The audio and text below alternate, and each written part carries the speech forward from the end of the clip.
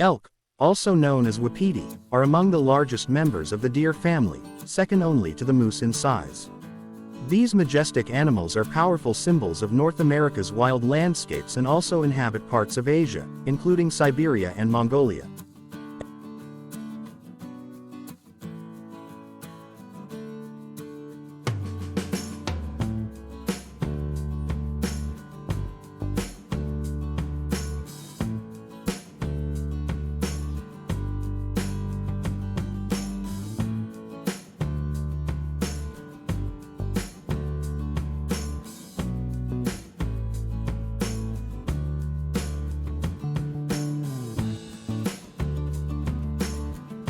Elk are highly social creatures, typically living in herds that may consist of dozens of individuals. They migrate seasonally between lowlands and highlands in search of food such as grasses, leaves, and herbs. One of the elk's most iconic features is the impressive set of antlers sported by males.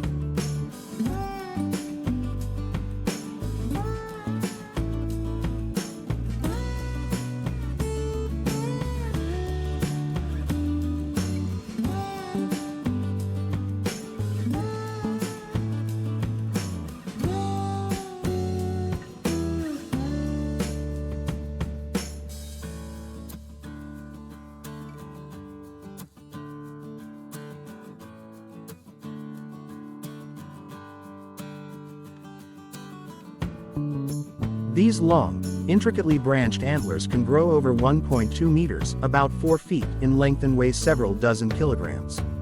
Males shed and regrow their antlers annually, typically losing them in winter.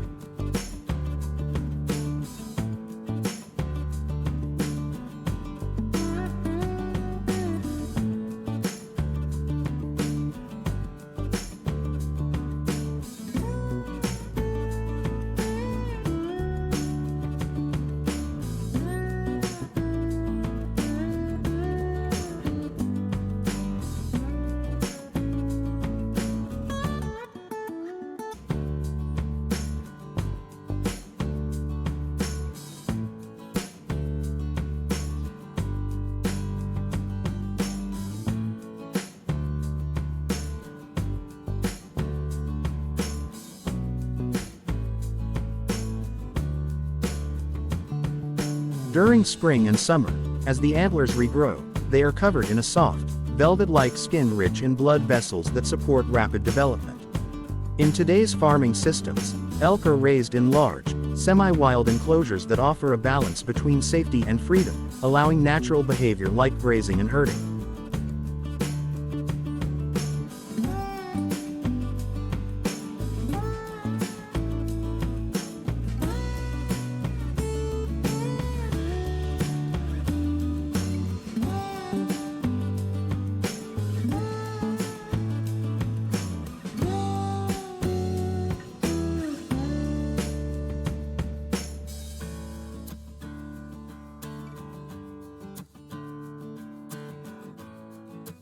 As herd animals, elk maintain a strict social hierarchy based on gender and dominance. Farms often organize pastures into separate zones for males, females, and calves to reduce conflict. Newborns are closely monitored in smaller groups to ensure proper nutrition and minimize the risk of injury or competition.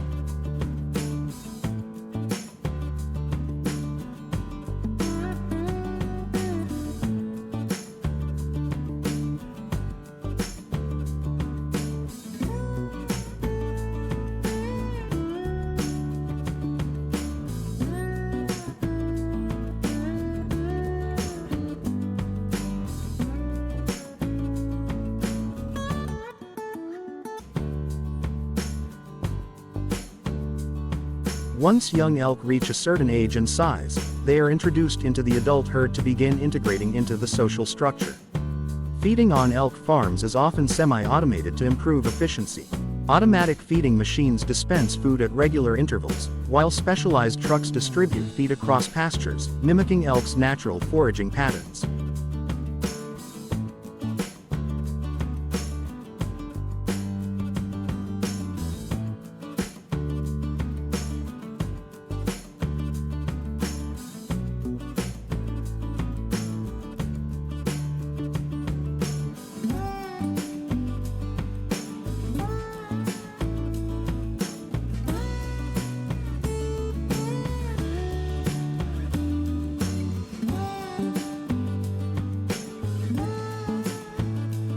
Their diet typically includes hay, grains such as barley and cracked corn, and seasonal treats like apples, carrots, and watermelons. These additions not only boost nutrition but also stimulate appetite and aid digestion.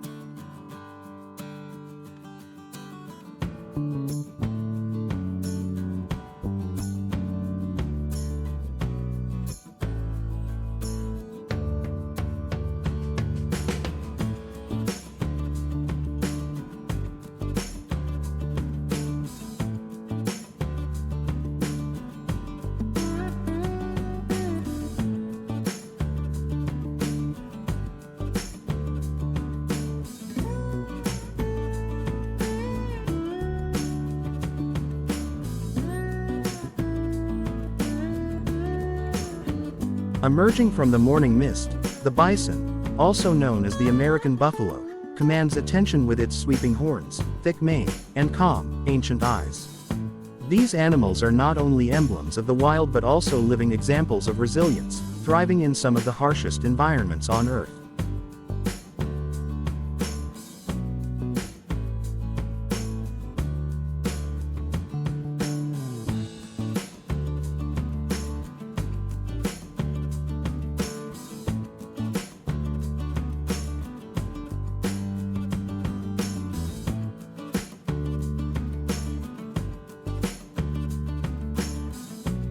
Adult bison stand up to 1.88 meters tall at the shoulder, measure around 3 to 3.5 meters in length, and typically weigh 800–1,000 kilograms, with some bulls reaching 1,200 kilograms. Their dense fur allows them to survive temperatures as low as -40 degrees Celsius.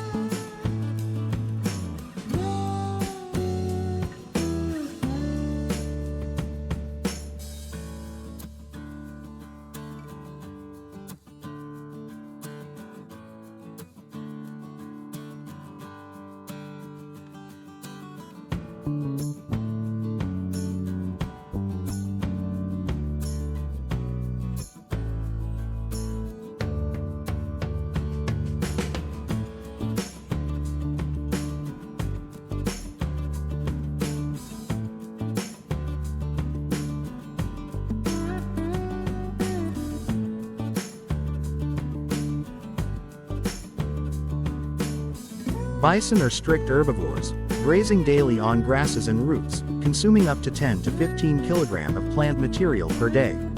After a gestation period of about 270 to 285 days, cows usually give birth to a single calf each year.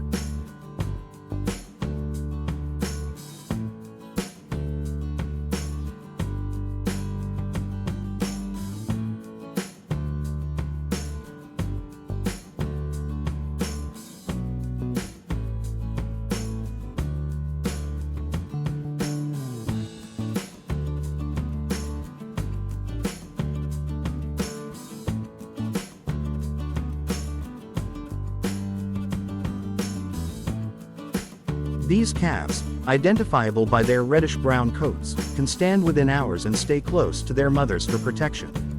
Bison farming has become a sustainable alternative to conventional livestock. Unlike domesticated animals, bison thrive in natural open spaces and require minimal interference.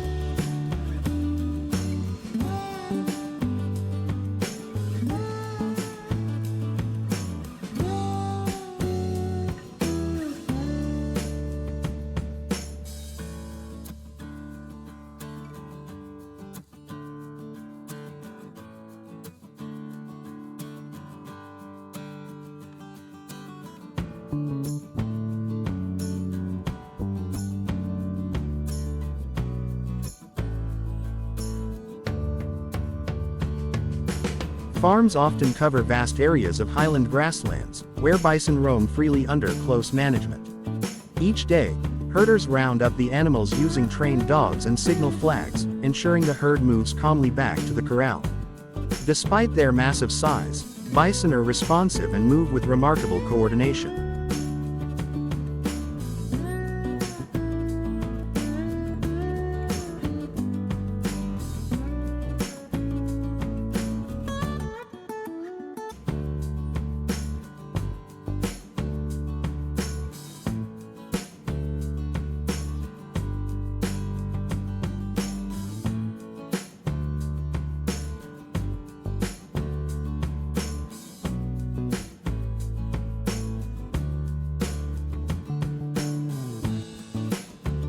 All bison are individually tagged, either with ear tags or subcutaneous microchips, to track key data such as birth dates, weights, breeding cycles, and vaccination status. Regular veterinary care is vital, as bison are still vulnerable to diseases like foot and mouth or parasites.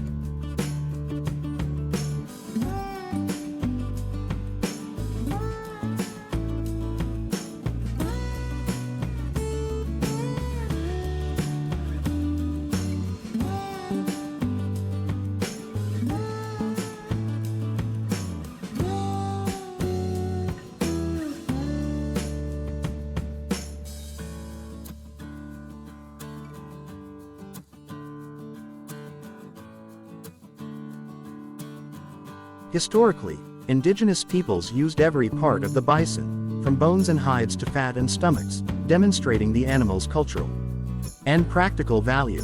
Raising egg-laying chickens in a free-range system involves much more than simply gathering eggs.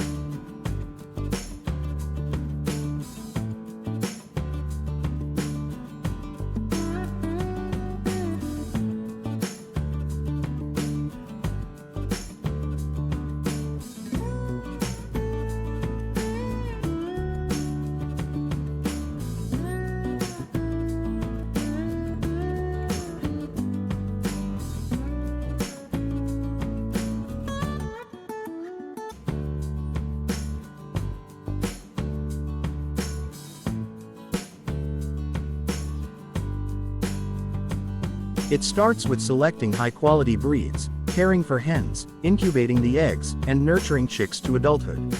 Only clean, intact eggs of the right weight are selected for incubation. These are placed into trays with the larger end facing up and incubated under controlled temperature and humidity.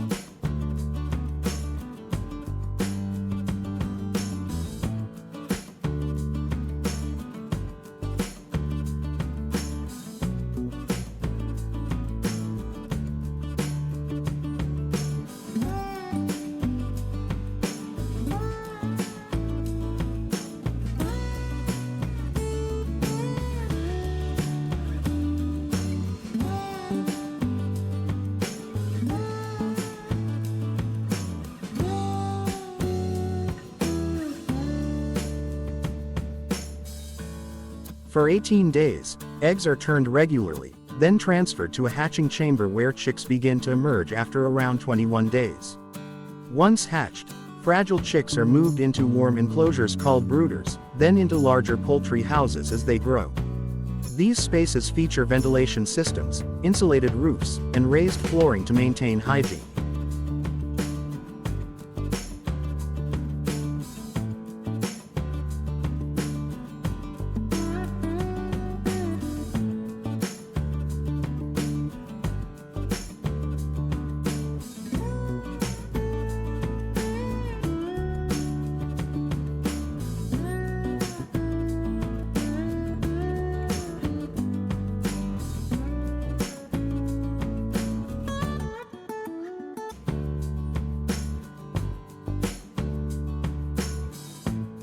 Feeders and water lines ensure equal access to food. By 4 to 6 weeks of age, chickens are allowed outdoors daily, where they graze, forage, and explore, leading to stronger immune systems and higher quality eggs and meat.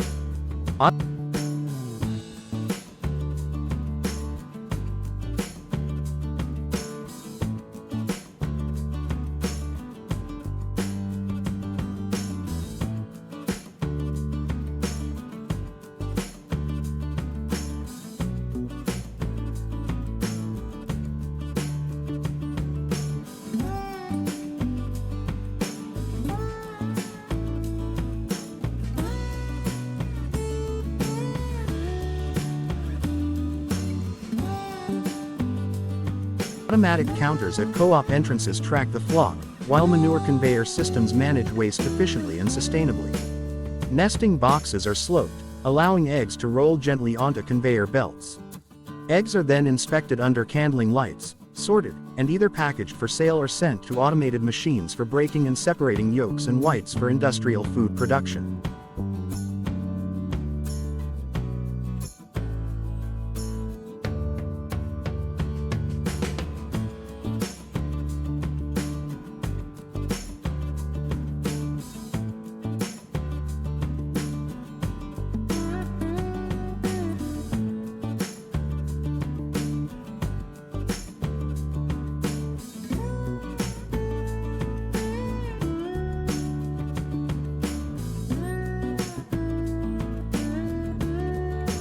Oyster farming is a valuable and sustainable aquaculture practice that uses natural coastal waters and incurs low feeding costs. There are several farming methods, each adapted to different environments. Among the most common are bottom seeding and suspended longline farming.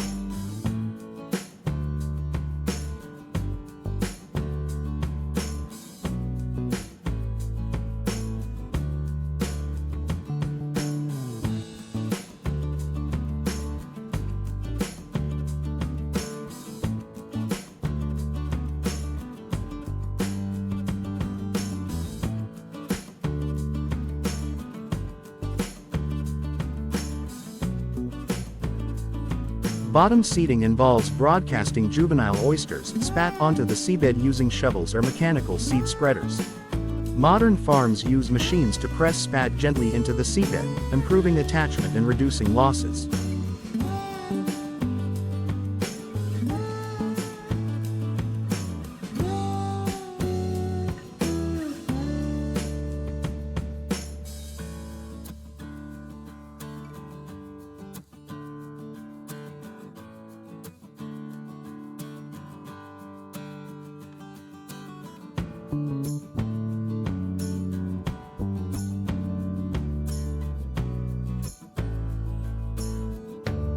Once oysters reach maturity, they are harvested using dredges pulled by boats, collected into baskets, and sorted for market. This method produces oysters with strong shells and deep cups, ideal for commercial markets.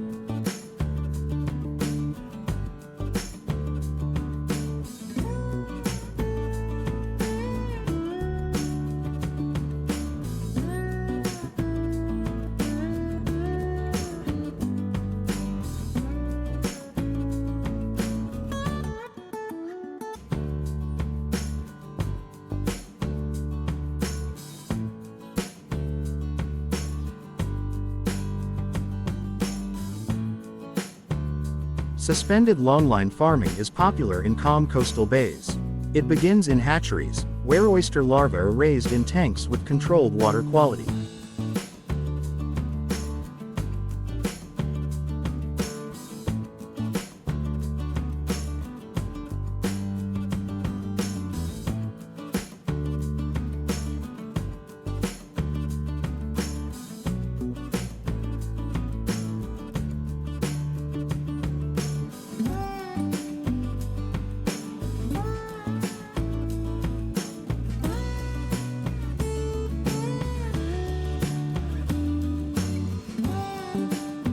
Once mature, the spat are attached to ropes or plastic collectors and suspended in the water column.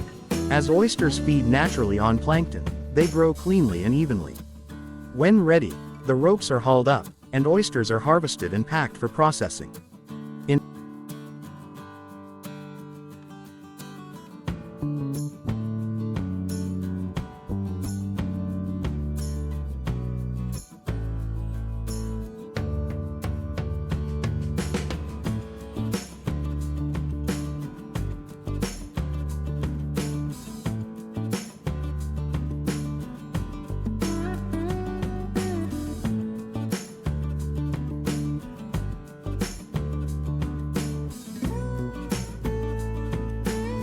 In processing plants, oysters are cooled, washed, and often steamed to ease shucking. Skilled workers or machines remove the meat, which is then graded, packaged in brine or oil, and stored for distribution.